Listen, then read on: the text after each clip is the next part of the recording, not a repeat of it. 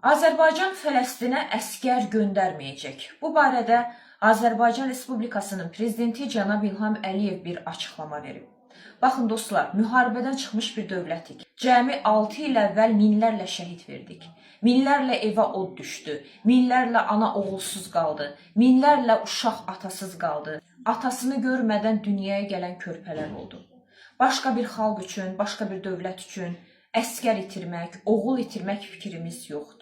Və minlərlə şəhid vermiş Ali Baş Komandan bir əskərini də itirmək istəmir. Başqa bir dövlətə, başqa bir xalqa görə. Bəli, biz Qarabağ müharibəsini apardıq və bu müharibədə qalib gəldik. Şəhidlərimizin sayəsində qalib gəldik.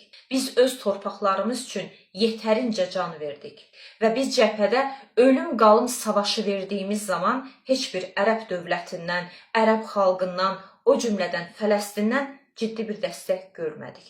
Kaş dünyanın heç bir yerində müharibə olmasın. Bu dünyada sülhü istəyən, ən çox istəyən dövlətlərdən biri məhz Azərbaycandır. Dünyanın heç bir yerində kaş müharibə olmasın.